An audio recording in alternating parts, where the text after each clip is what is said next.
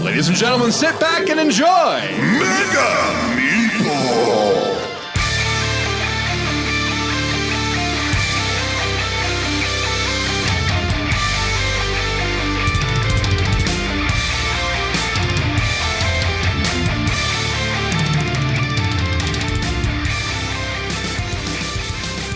Greetings and welcome to the Mega Meeple, the show all about gamers and games that bring them together. This is episode 54. And the postman dropped off a little care package to the Mega Meeple studio here past week. It was the Kickstarter of the game by Lethal Chicken, WTF, which stands for What the Film. And it's a pretty humorous, or potentially humorous, depending on, I guess, the group of people that you have together. Good party card game. So looking forward to trying that out here. We've got a group hopefully coming next week to put that through its paces, and tell you more about that after we do that. Also, this coming week, got word that the second wave of the Zombicide Green Horde Kickstarter is going to be shipped out sometime this next week. These are the expansions to the core box. So looking forward to that. And speaking of expansions, Renegade Games announced that Crank and Space has a expansion coming out to it called Apocalypse.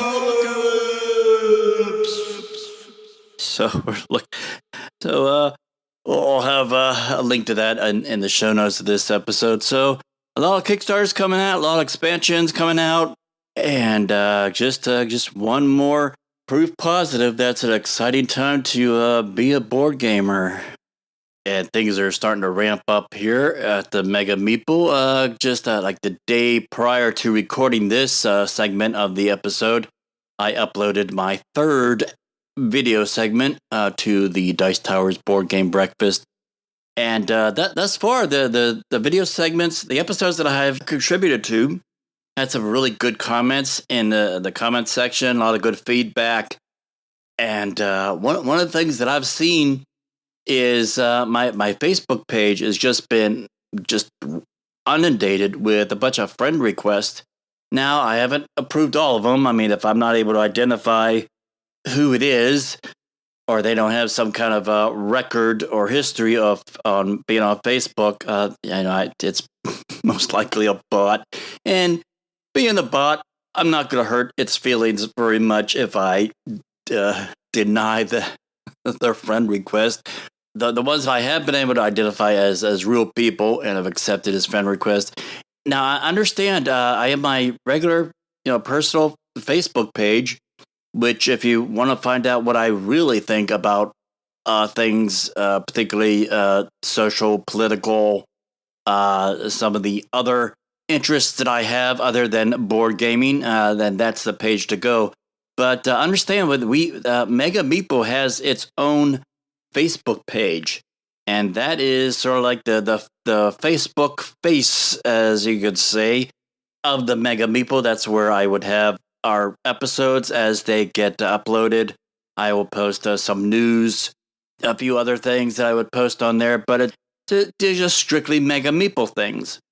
Now, I don't have a problem with people, wanting to friend request me on my regular personal Facebook page, but understand, you're going to find out what I really think about some things and ideas and topics that have absolutely nothing to do with board games.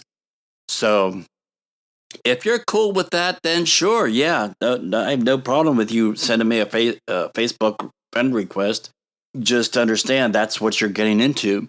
But if you want to find out, just follow and like strictly the Facebook Mega Meeple page, well, the link to that is found on the social media page on the website. The website is www.themegameeple.com. That's all one word, themegameeple.com. and just go to the social media page, and you will see links to all of our social media, not just Facebook, but Instagram and Twitter and Tumblr and what have you. So those are the links to the sort of like the official pages and social media stuff of the Mega Meeple.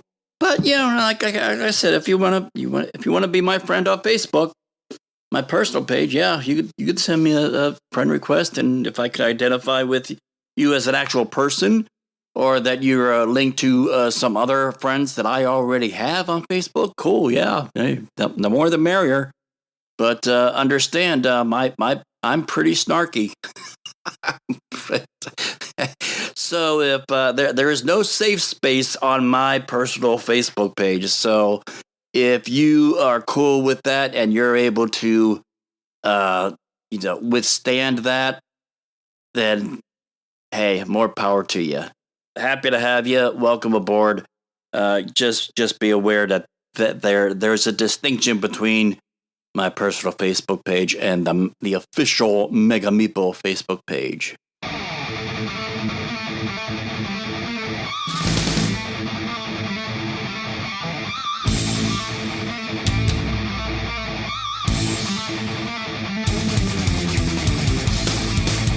Now, my topic for this episode is basically solo gaming.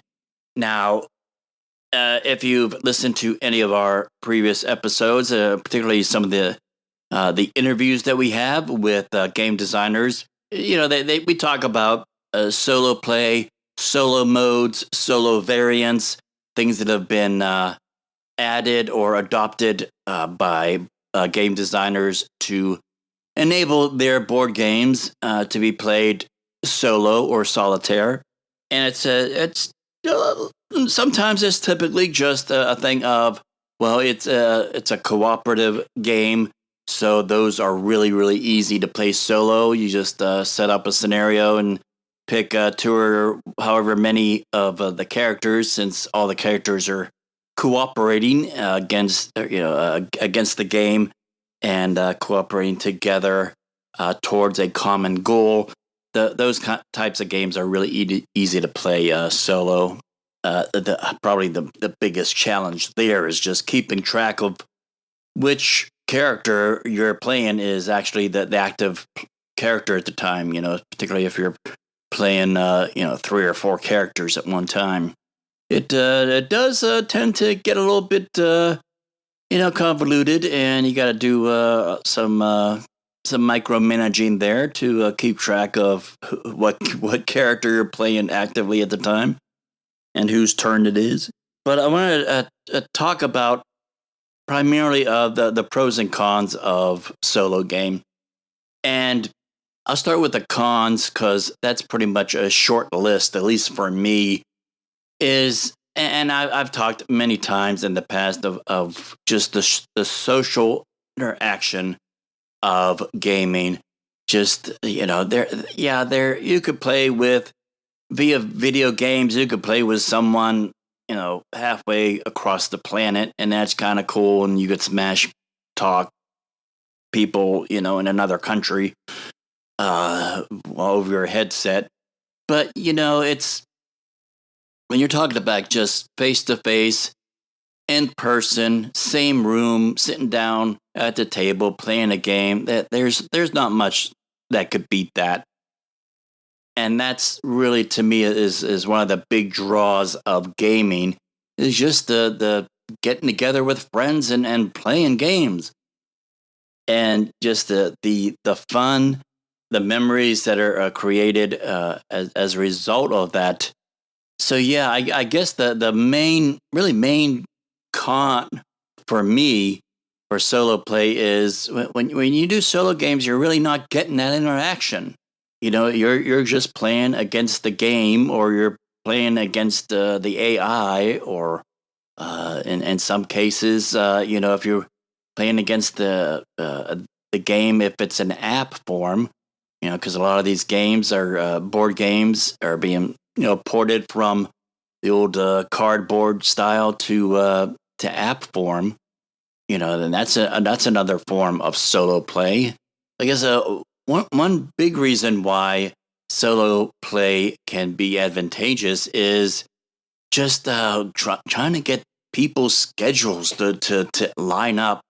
I mean, especially when you got a game that has 4+ players, that you really need at least 4 players to play the game and get the whole shine of the game. Then to try to get an evening where you could get 4 people together to play a board game is pretty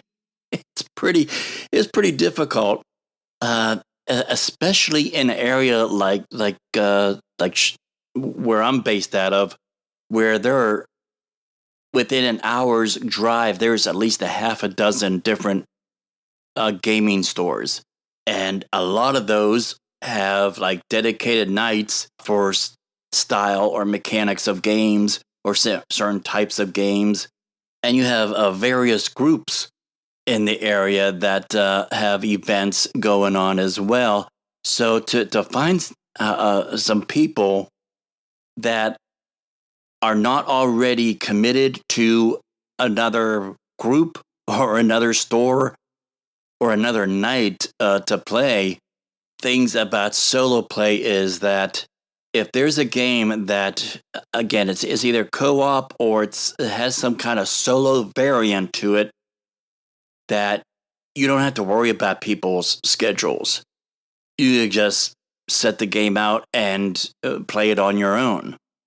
Now, it's one thing to be in an area that is so flooded with a lot of support and a lot of content and groups, as far as gaming groups or gaming stores, like we have here in Charlotte, North Carolina. But what if you're out in the middle of Oklahoma? What if you're in Holdenville, Oklahoma, which has absolutely zero gaming stores or even gaming presence? Solo games would be the only way to get anything on the table, because the gaming community is null and zilch, zero, nada, non-existent out in a place like that. Now, I talked in the past about learning and teaching games.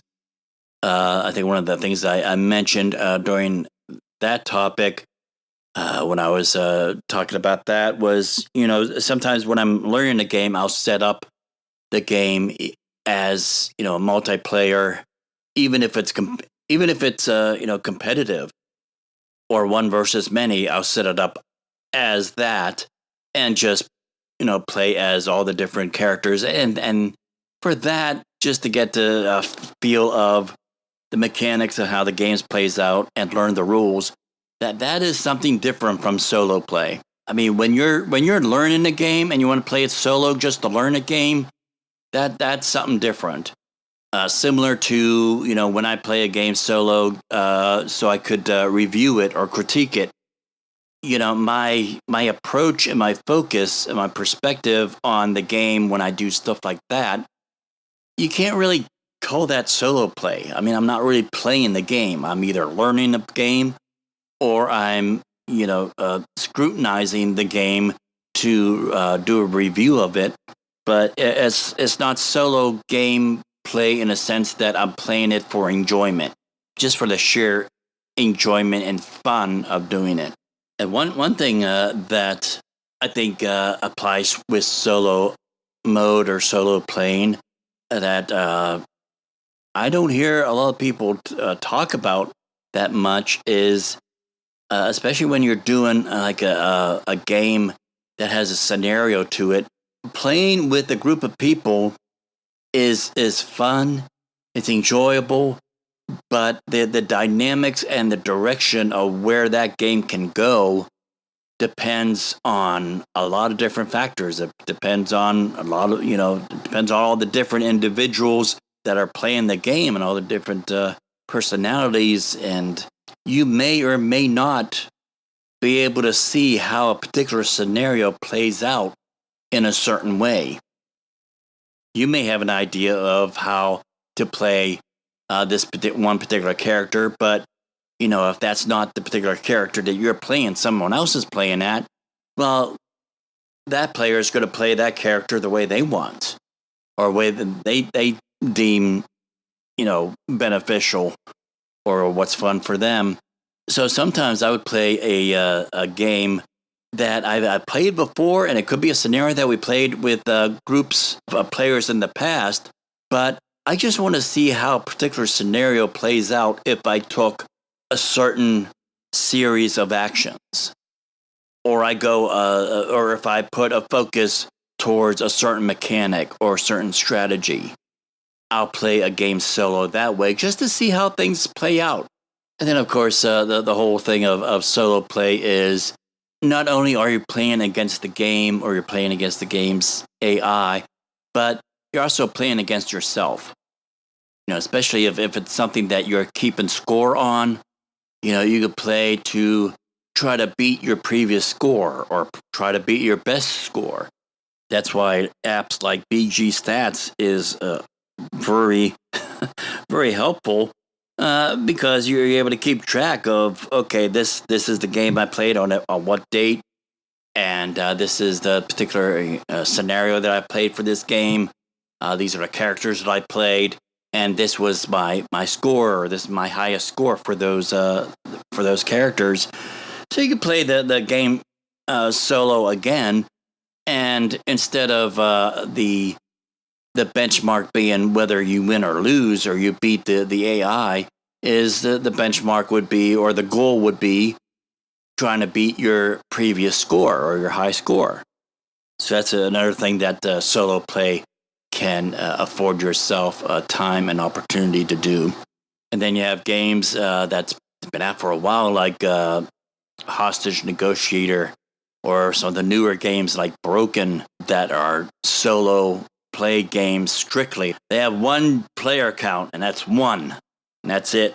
And the whole design and focus of the game is for the solo player, rather than some of these other games or designers that may take a multiplayer game and they could design a solo variant of it, but how much of the actual game are you experiencing by that? How much is sacrificed from the original content and purpose of the game? How much of that did they sacrifice to make it into a solo game? So anyway, those are just my thoughts, off the top of my head of solo play and the pros and cons, why I enjoy it, why I don't enjoy it. Every single hour in FLGS, a gamer plays a new game. Out of the 98,000 games on BGG, only a few are given the playtime they deserve. For tens of thousands of games, the joy of being played by happy gamers everywhere is something that they will never know. Will you be an angel for one of these lost games? Every day, innocent games are ignored, unplayed, and left to die on the shelf of shame. And they are crying out for help. Please go to our Pod Pledge page and support the Mega Meeple with a monthly gift right now. For just $5 a month, only 17 cents a day, you'll help rescue a game from the dust bunnies. You'll provide card sleeving, miniature paints, dice rolling, and baggies. Go now and pledge to the Mega Meeple, and you'll receive numerous rewards, including shoutouts, as well as exclusive content and merch. A game can be given a second chance at life, thanks to you. Right now, there is a lonely game that desperately needs you. Your donation says I care, and I'm here to help. Please donate right now. Links are found on the show notes of this episode and on the Mega Meeple website. All right, my guest this episode is Pete, Ruth, and Mark Thomas talking about SEAL Team Flix. So without any further ado, let's go to that interview right now. All right, welcome back to the Mega Meeple. And this time we have a duo in the Flix universe. We have another game coming out soon. It's not SEAL Team 6, it's SEAL Team Flix. And we have with us Pete, Ruth, and Mark Thomas. How are you guys doing today? We are great. Thank you for having us. Appreciate it. Sweet. And you answered in unison, so it's in stereo. Cool. I like that. Yes, we are on the same wavelength, always. It's Which may be good or bad. When you said that, the image that just instantly flashed in my brain was the Borg, and every time they talked, how they have like multiple voices in unison talking. Yeah, we are the Flix collective. So, well, thank you for taking time out of your day and on this beautiful Friday afternoon. I think we're all going to go out for a walk here after we're done. But so tell us a little bit about yourselves and how you guys met, and what is it about gaming that appealed to you? Well, I'm Mark Thomas, and I've got into the board game industry several years ago, almost on a whim, discovering a game called Descent: Journeys in the Dark by Kevin Wilson, and got into that really deep, and decided to make a modification for it so that I could play it solo and co-op, called Descent Quest. And that was really popular among the Descent community. So I decided to try to make a game of my own. And I made a card game that was put out in 2010 by Lock and Load called House of Spirits. And Underrated, by the way. Very underrated. Yeah, thank you. The check's in the mail. Yeah.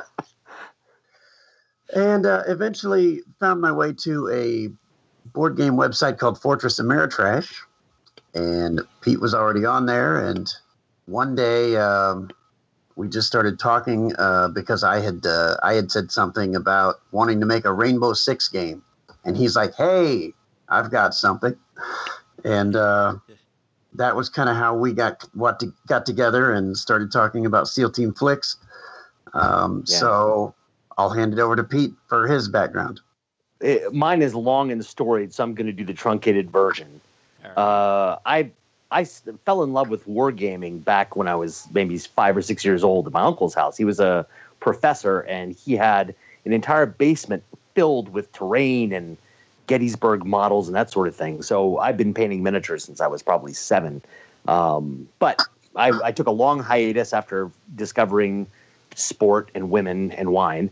And on a weird coincidence, a guy who I worked with had this game he played with his son named Tactics, which is an old Hasbro mass market kids game. But I loved it. It was addictive. I mean, it was horrible. So after spending way too much money on that game and doing cons, I started learning about the game culture and the tournament culture, and I met a lot of really, really good people. And then that evolved into somebody introducing me to HeroScape, and then I got involved with that community. And through that, I met some of the business guys with Hasbro and the play testing and that sort of thing. So I started thinking, well, this is a good hobby, but I'm more creative than I am a player, and I'm really bad at games. So maybe I should start thinking about doing something like that. Well, there was a guy named Matt Drake. You may remember him from Drake's Flames. He was a friend of mine, and he said, you should really be writing. Why don't you do something?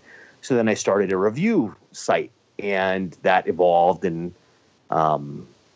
You may have heard of it. It's called Superfly Circus. It used to be incredibly popular before I got banned from Board Game Geek. Now it's not. So long story short is, I basically, like I was telling you prior to the recording, Zev is somebody I knew, and I went to a Fortress Ameritrash gathering down in Atlanta at Steve and Avery's house. He's a very prolific designer. I'm sure you know him. And I was talking to Zev, and he knew that I had a lot of friends, and I come from a military family. And so he said, hey, I got an idea. Can you do something with this? Avery tried it, and he couldn't do anything with it. And I looked at it, and I took it home, and I played with it for a year, which actually was only one game. It was such a long game. Oh, wow. And so I said, what do you really want, Zev? What are you looking for to morph this into? And he said, well, what I really want is, I don't care if you use anything in that box. I want Call of Duty, but analog. So I started thinking about how that would happen and how to make that happen. And as it turns out, I went through several iterations before kind of giving up on it. I made a game. It worked and sucked. And then I met up with Mark, and we started kind of discussing it. And then we really started collaborating on it. And at that point, it was not. It was a 100% joint venture on it, and it's amazing how well it turned out. To be honest, I mean, we've never had anybody say they hated it. Everyone has loved it universally because it's so easy to understand.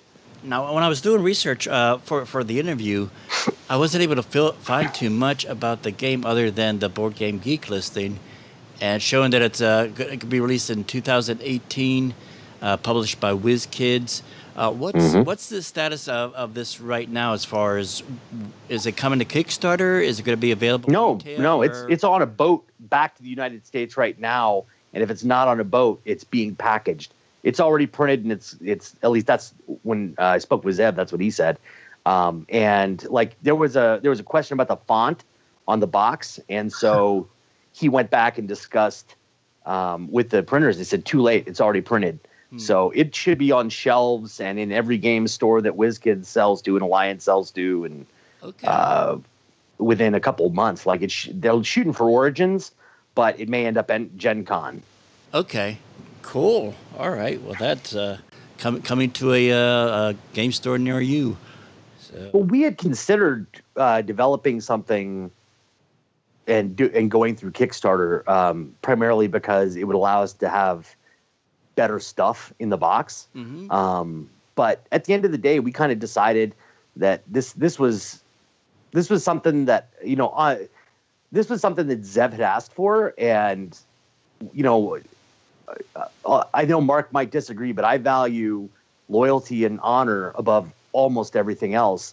And I thought it would be kind of a really crappy thing to do to my friend, to say, oh, well, thanks for getting me on this path, and I developed this game, and now I'm just going to take it right out from under you. Right. So I pushed and pushed and pushed to make sure that it ended up in Zev's hands. The irony is that Zev wasn't even at WhizKids when we discussed this. He was still at Z-Man, and he was going to make a Z-Man game. And then when he moved to WhizKids, I approached him. I said, you still interested? He said, oh, hell yes, I want this. So that's how it ended up at WhizKids. Okay, cool. All right, and it's 1 to 4 players. It's about 45 minutes to 2 hours. You'll have to excuse my ignorance of the mechanics and how the game plays. So help me out. Fill me in. How does the game play? What's the victory conditions? What mechanisms are used? And I'm just gonna give you the ball and let you run with it. This is a completely novel game. I mean, there's things that I put into this game and Mark put into this game from different perspectives that I've never seen any board game. And I've been playing board games a long time. So I figured it's got to be fairly new. Mark, you haven't said much, so why don't you go ahead and give them the syllabus? Sure. Okay. Well, one thing that Pete said is that I definitely want to hit on. We truly think there is no game out there that is like this. It has point-to-point movement that is similar to other grid-based games because every map, and there are 6 maps in the game, every map has a grid on it. So you'll use that for movement. But all of the combat is flicking for the SEALs, and then rolling dice for the AI. Basically, the AI will attack any SEAL that is in their line of sight. So it behooves the players to make sure that they are in cover as much as possible, so that they're protected on their turns. Because a few bad dice rolls in, you've got dead players. You're shut up. Yeah, it's bad. One of the other really cool aspects is that there is a branching campaign. I believe there's 17 total missions, and you will hit, I think, 8 of them in any given campaign.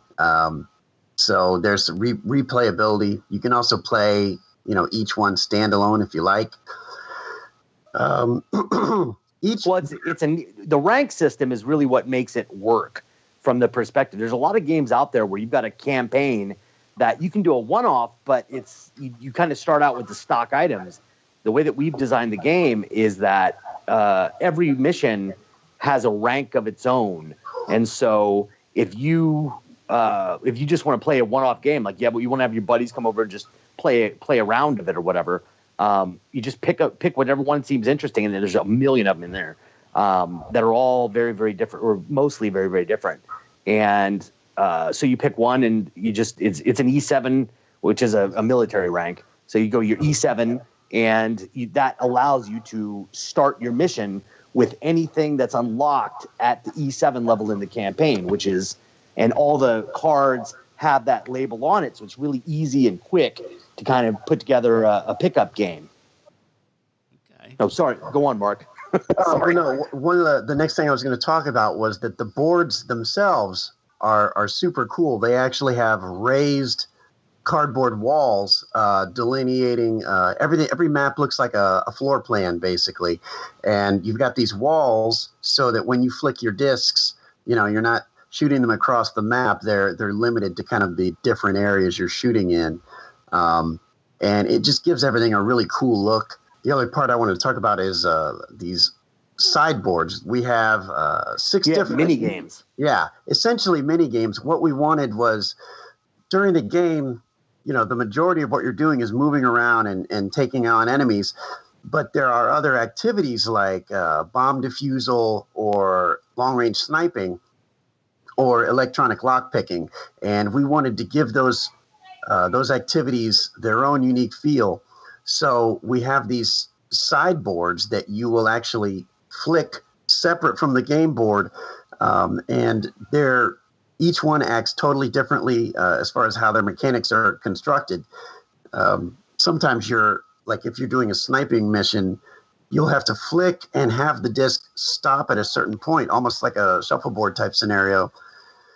And one of them has a hostage on it, and that one is very high pressure. Pete, you want to talk about that one a little bit? Don't kill the hostage. Don't kill the hostage. Yeah, to put it in context, okay? The campaign is strung together with a bunch of scenarios that have different win conditions and different loss conditions. If you lose, you can still continue the campaign at least one more round. So that's what Mark was talking about with the branching campaign. So if you start at mission 1 and you win, you do 2A. If you lose, you do 2B. Sort of like Encounters, Star Trek Encounters. I think that might be a WhizKids game. But sort of like that, where depending on how well you do, you will take on a different mission that has completely different narrative. And the whole thing, every mission has a bit of story to it. So each time you play the mission, you're following the story of what amounts to the Joint Task Force on Terrorism trying to stop eco-terrorists from ultimately setting off a nuke in Hoover Dam and destroying 3 states.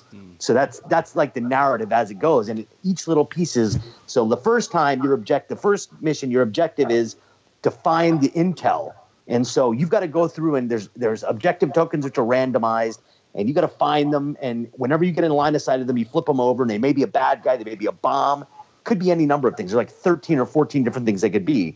And then, so if you find the intel and you escape, that sets you up for the next mission where the mission blurb says, well, you found the intel, so now we know where the bomb maker is. You got to go to Kathmandu and go find this guy and go wipe him out or go capture him so we can extract information from him. And that's kind of the narrative. But because of the way it's set up, there's these sideboards. So let's say that you've got an objective where there's a hostage. And the objective is to save the hostages. You have to go, and there's a sniper, there's a bad guy that's nearby, and you have a sniper on your team. You can say, well, instead of doing a normal flick, because it's a long shot and it's like a really tight area, you say, I'm going to use a sideboard. And so you have actions. You have 2 actions per turn per SEAL. So one of your actions would be, I'm going to take a sniper shot. So then you stop play on the main map and you bring this little mini board, which is like 8x5, and you have to flick this thing and hit the bad guy in the head or the heart or the gut or whatever without touching the hostage. And they're all delineated rings, and it scales because the whole game scales to both how many players and how hard you want the game to be. So if you're playing on operator mode, which is like the gangster hardcore mode, like you're using a big disc to hit a little tiny dot, and you can't hit the hostage with it, or he dies, and you potentially could fail the mission, or at least only partially win the mission. Wow. So that's what the sideboards are. And the bomb is the same way. And then there's there's some doors that are locked. They're like, with like those security doors that have like 9-digit codes. Well, you roll a bunch of dice to find out what the code number is, and then you place tokens on the code number, and then you got to flick it off. The bombs are even more difficult because you do essentially the same thing. The bomb tokens have like red, yellow, blue X's on it, and that tells you which lines on the bomb wiring have to be knocked off, and that has a sand timer. So you've got 15 seconds and 1 disc to flick as many times as you can in that 15 seconds or 10 seconds to knock off every one of them, or the bomb explodes and everything in that target area takes a hit. And the bombs actually have little dice on them that the timer goes down every turn, so they may blow up on their own, thus failing the mission. Wow. So it's really well integrated. The theme and the setting are super integrated in this game. You can't decouple them. You couldn't make this game about anything else, which is kind of the cool part about it. It's very SEAL-like. Oh, yeah. Yeah, and I could... and it looks, from what I could tell, the mission tree has like 8 levels to it. And some of those levels are like 2 or 3 different potential scenarios you could go into, right? Depending on I guess how well you do the previous mission. That's exactly right. So if there's 3 win conditions. There's a win where you have won and you accomplish your primary mission. There's a second tier, which is you completed your primary mission and your secondary mission. So let's say you had to go in what I alluded to earlier. Let's say you got to go wipe out the bomb maker. So you got to wipe out the bomb maker, but you also got to get his paperwork. You got to get all his intel, all his documentation, or his hard drive, which is actually an item. There's hard drives, photographs, different kinds of evidence.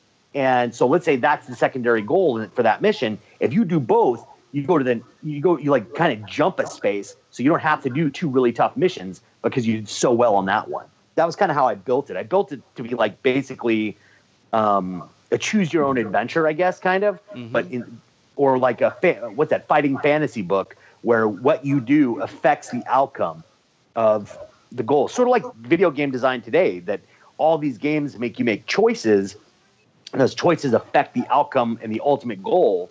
That's how I wanted to design this game, but in analog form. The more I'm hearing you guys talk here about the game, and I'm just getting more excited about it. But you're gonna love it. Yeah. I swear to you, I've never. When we designed this game, and I brought this into game stores locally, I paid people $5 a piece to sit and endure me watching them play my game. I mean, I took it to friends' houses, gamers' houses, non-gamers' houses.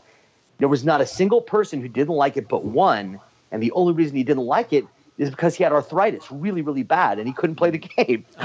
Because he couldn't flick. It hurt him to flick, so he couldn't play the game. There is something I want to bring up, because it was something that we kind of never even touched on, that this game is fully cooperative. Okay. You can play, or you can solo it. You can play it with as many SEALs or as few SEALs as you want. Like I said, it scales to the amount of players or SEALs that you choose to use. You can go solo with one guy.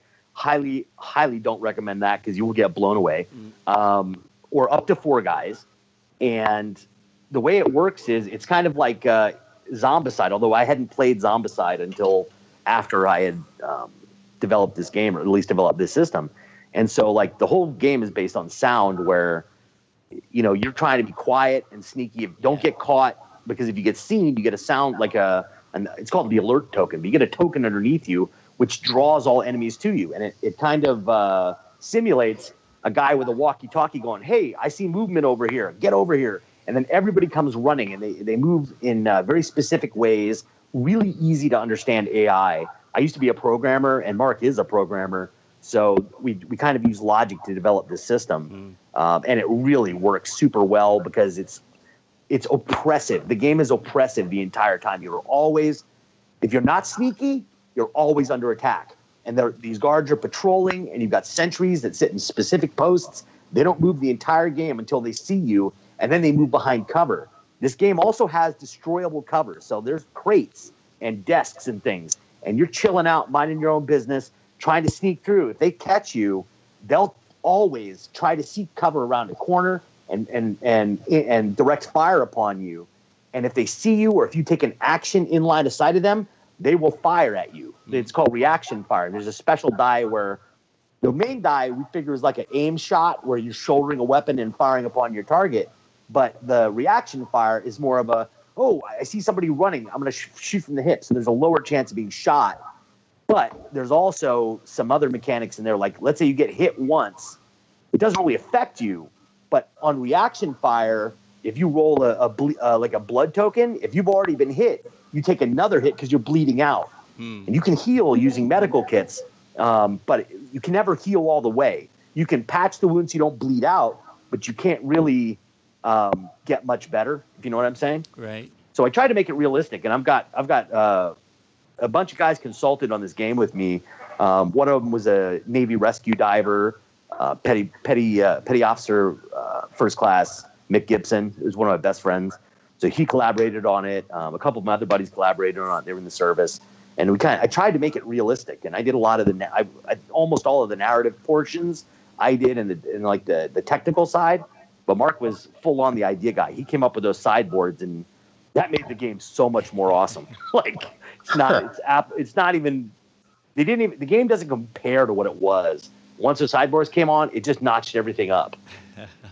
Which is a lovely, lovely game. And honestly, I don't even care if it sells 10 copies. I mean, it'd be nice and all, but what I really want is a copy of it so I can play it at home, because we built the game that we want to play. Yes, we're looking forward to getting our hands on a professionally produced copy. Very much. You should see my prototypes. Like they were pretty awesome prototypes as far as prototypes go. I don't play around when I make games. It was like foam core, and I ordered a bunch of balsa, 1/4 inch by 1/4 inch balsa sticks, and I built the walls, glued them down, stapled them down, did all the artwork, had it printed. I spent like $1,000 building this game on prototype after prototype, bringing him a copy, driving up to his house because he doesn't like to drive. He never comes to my house. It's your turn, Mark. Yeah. One more thing to touch on with those missions that Pete was mentioning. You don't have to be quiet in all of them. Some of them are designed to just be crazy gunfights. Yeah. It's Space Hulk meets Catacombs meets, like, I don't even know what, knife fight in a phone booth. Okay. Yes, the boards themselves don't look large, but there's a lot of gameplay in each one. You'll be surprised. Okay, cool. And it's on a timer. I should mention the whole game is on a timer. That's how we decided that, like, we wanted to. The whole point of this game was to be oppressive, to have a sense of urgency instilled into the players. And so we made a timer. So every time you take a turn, all your guys take a turn, the timer counts out. So you have X amount of turns to play it out. Each mission should not, like, if you've played it once before, because it's really very intuitive. Uh-huh. If you played it one time or half a game, the game should last about an hour. Each match should be about an hour, if that. Okay. Or unless you get smoked quick, in which case it might be 20 minutes, because Mark and I have been slaughtered many, many times by our game. Sorry. I know when we get a group of people to play any game, it's like, well, how long do you think this will take? And a lot of people tell us, like, don't listen to the time estimation on the board. They lie. So it's like They do. when it's open ended like that, where you just have an objective and it's really, it takes however long for you to reach that objective. We played Zombicide, and some of our games have been like 4 or 5 hours long. Yeah, exactly. Yeah, we didn't want that. I don't like long games anymore. I'm 42 now, and I got 2 kids, and my patience is gone. Right. Like, I don't want to sit and play a 4-hour game anymore. So that we made the decision up front that we wanted to limit that. But also, it's thematic, right? Because you can't just go into a warehouse in the middle of a city and start gunning away at people and not have reinforcements come. Right. So that's kind of why that's how we figured out the patrols. How do you know where the patrols are? Well, because in the game, I don't forget if we actually wrote it down. I wanted to, but you know where all the patrols are only because you've been watching this place. You got satellite imagery, X-ray or like infrared satellite imagery. So you know where the patrol routes are. You know where the sentries are. So that's how the SEALs get the advantage. But on the flip side, you know that there's reinforcements just minutes away. So you got to get through this quick. You got to pound it out. You got to complete your mission and get your egress point immediately. So that's kind of both the thematic reason and the practical reason that we made the timer. I mean, we played this game probably, Mark, 400 or 500 times at least? Quite a bit. I don't even know. It's absurd amount of times we played this game. My wife hates this game now because we played it so much. But, that's how we kind of got the timing down, because we didn't leave anything to chance. It seems like this is a 16-round mission. We actually played it each mission 3 or 4 times minimum to try and tune it. Because, again, it scales. So if you're playing on the hardest level, you only have 14 turns. Whereas on the easy level, the rookie level, you got 18 turns. Okay. And then plus we had to scale it for how many players. A 2-player person, you can't have 17 enemies attacking you. You can only have a pool of 12. So it's like I said, I don't think there's anything like this in the market. At least nothing that I played.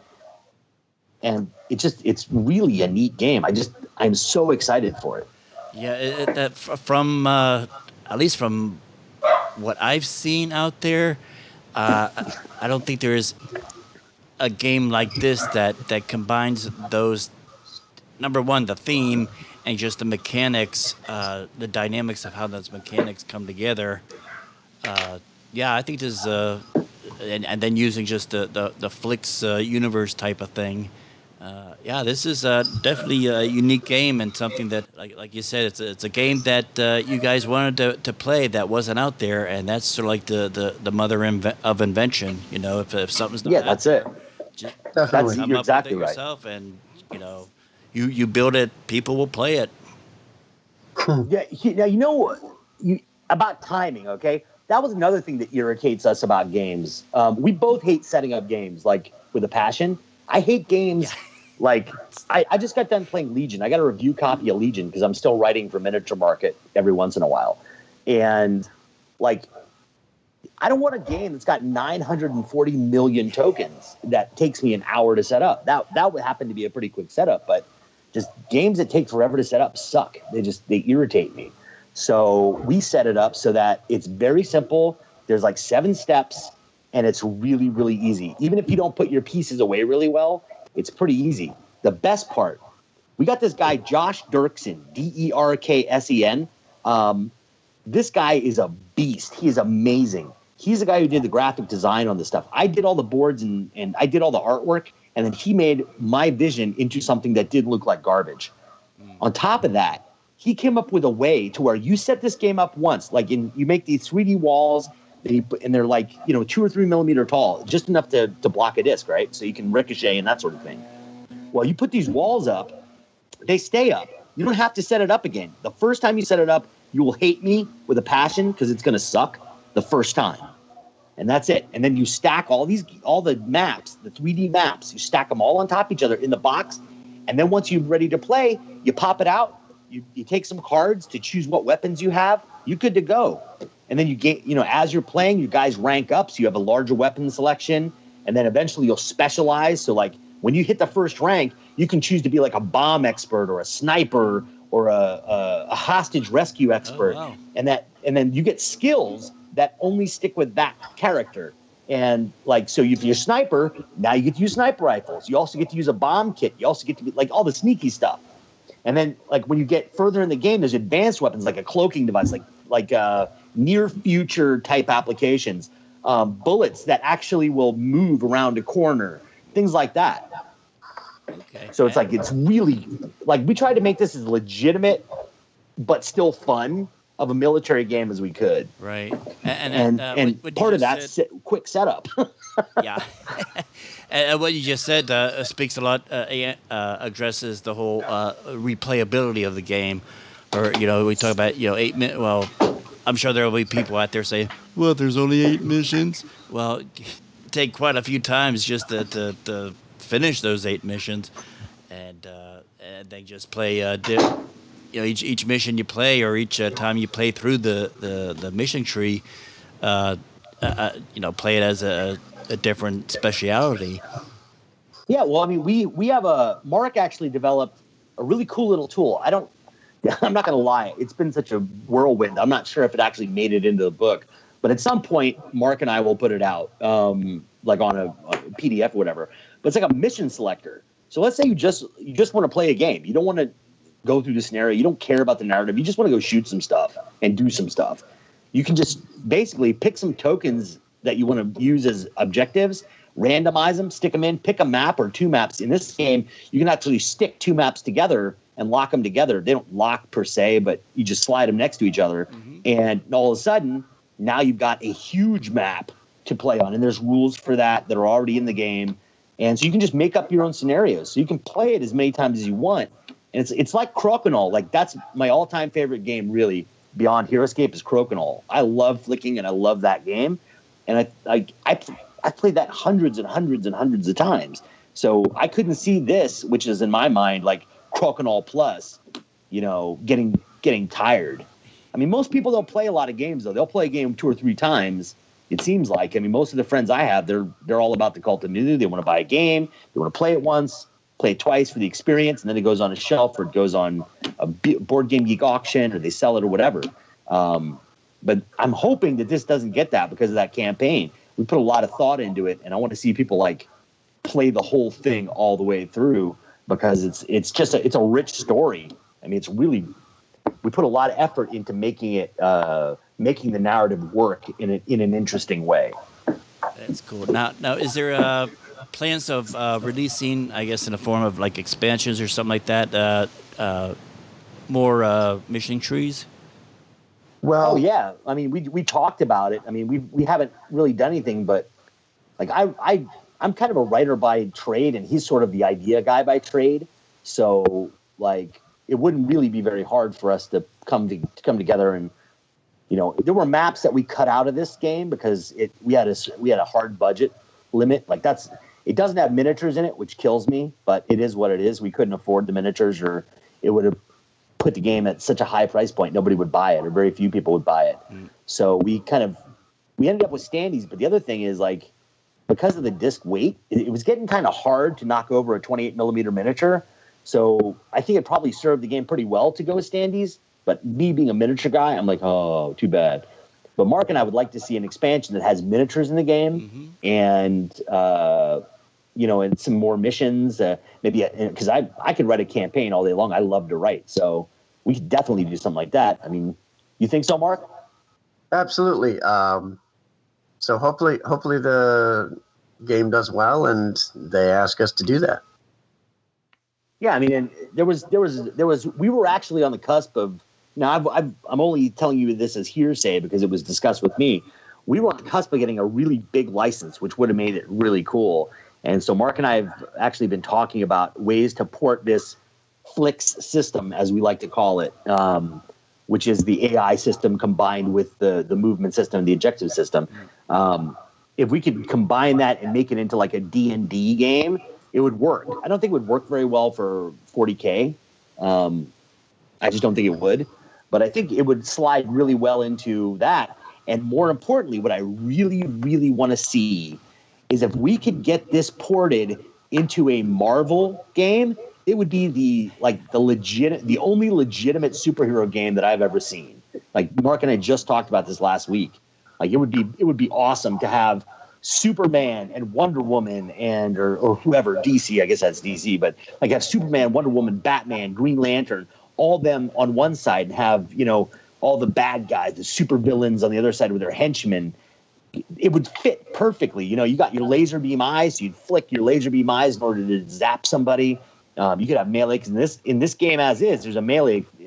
You don't use it a whole lot because you just never get that close to the bad guys. But there's a melee system where you can shank a dude. You know what I mean? You sneak up behind him and kill him, and that's a way to get a silent kill, so you don't set off alarms and have a bunch of people coming to attack you and stuff like that. Yeah, and as you were talking, I just a memory came across as like at least for me, I think I have the idea of why games like this appeals to people like me is I don't know when I was a little kid, all the little like army men, you know, stats though, I would play army men, you know, so I'll set up a whole army on one side of the room and then another army on the other side of the room, and I'd have marbles, and I just roll or throw these marbles at the other army until they knocked out the commander, and that's which army won. So that's funny. My brothers and I did the same thing. We used rubber bands. We were shooting rubber bands off our fingers. Cool. So, yes, that's neat. So, well, wow. So if people want to find out more about you guys or the game, where could they go? What social media outlets do you have that people could log on to? Well, I am on Twitter at Hot Seat Games. That's kind of my little side company. Also, the game itself is SEAL Team Flix is on Board Game Geek, and you can find some info on it on WhizKids.com. And I've got a SEAL Team Flix Facebook page. It's parked right now because honestly, my day job has been brutal. But I parked it, and if I was hoping that WhizKids would want to administer it and all that stuff, but I don't know what they're going to do. I've spoken to them, and I haven't really gotten a finite answer on how we want to market. But long story short is you can always get me at superflycircus.com.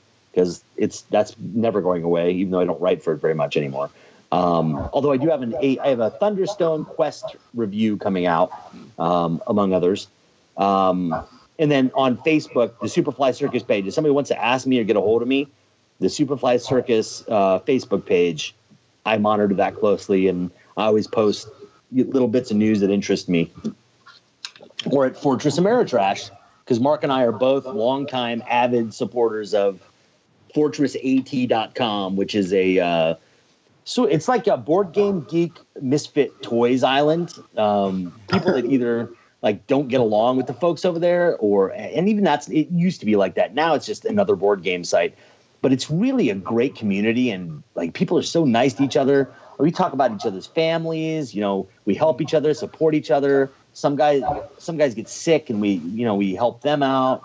You know, we meet up a lot. It's just a really great community. It's like BGG, but smaller, more intimate, and probably a lot more foul language. Okay.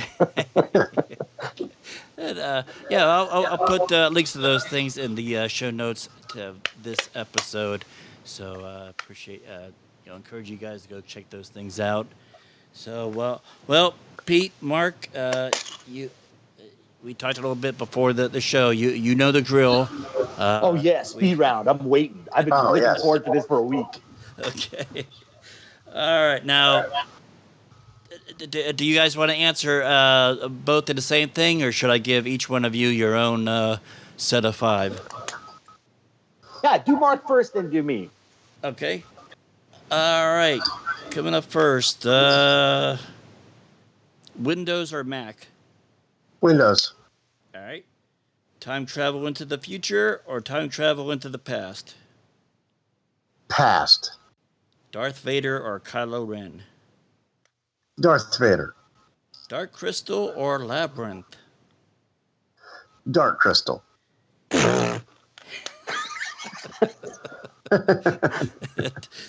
And Sesame Street or Mr. Rogers? Oh, geez. Sesame Street. Okay. All right. Round two. You ready? Oh yeah. Okay. Truck or car? Truck. All right. Guitar or bass? Guitar. Let's see. Well, they're both guitars, though, technically. Yeah. In line of that, classic rock or heavy metal? Classic rock. All right. McDonald's or Burger King? Why dine with a clown when you can dine with the king? Burger King every time. All right. and finally, Kirk or Picard? Kirk, all day, every day. Oh yeah, because he gets all the alien chicks, dude. Wow. Yeah. Because he doesn't command by delegating. Kirk says he doesn't have a group of people he has to consult with. Yeah. Kirk's a man of action. Check. Keep a lookout for SEAL Team Flix. It's your local game store. If they're and talk to your manager at the game stores. See if they're ordering this or carrying this, and if not, see if they could get it on their shelves. Yeah, Richard Marcinko doesn't have anything on these guys, so. But, Nice. Good callback. He'd probably do on the sniper board. He'd do well. Again, Well, hey Tom, I really appreciate you having us on, and I'm a huge fan of your show. So this is really quite the honor. Thank you so much. Thank you very much. All right, thank you so much for downloading and listening this episode. Come back next week as my guest will be Chad Deshawn, talking about the Roll and Write game on tour, which is currently on Kickstarter right now and doing quite well. So stay tuned next week for that. If you haven't already, go over to iTunes and subscribe. And while you're there, put out some of that 5-star loving. Leave us a happy review. Really helps us out. And if you're not into iTunes, we are also on Spotify and Podbean, as well as all of our episodes stream on our website, www.themegameeple. And while you're at the website, you go to our social media page and follow us on any of the social media pages there. All the links are found there. And as we mentioned, if you heard our little commercial, we started playing a little commercial for Pod Pledge this episode. If you really like the episodes and the show and you'd like to support us financially and help us out with some of the hosting costs and crap like that, because as much as the consuming of the podcast is indeed free, it does cost us a few pennies and a few dollars here and there to actually host this thing and put it out there onto the interwebs. So if you would like to help us out with that, you go to our Pod Pledge page. Again, the links to that are found on the website. But if you cannot support the show that way, don't fret. You could also support the show in a really big way, and that is just spreading the word. And also don't forget that we're contributors to the Dice Tower Board Game Breakfast on their YouTube channel. And while you're out there on YouTube land, if you want to go over to the Mega Meeple YouTube channel and subscribe there. And while you're there, hit that little belly thing, ring-a-ding-a-dinga, and you'll be notified when we upload videos. We're filming and getting ready to ramp up a lot of, now that we got our gaming table. And one of the cool things about doing stuff for Dice Tower is it helps me just, develop my on-camera presence and getting used to get my chops of editing and sort of like just a schedule up as far as videotaping and editing on a regular basis.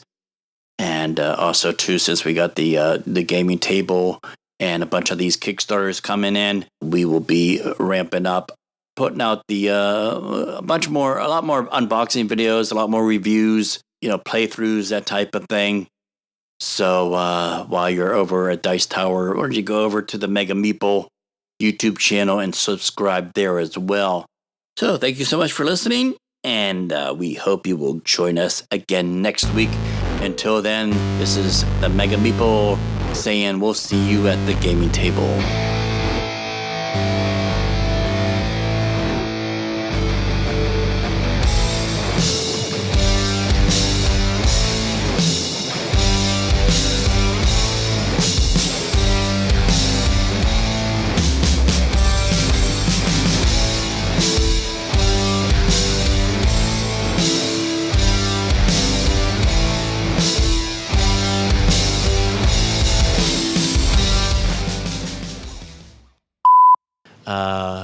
It's not SEAL Team. Okay, edit.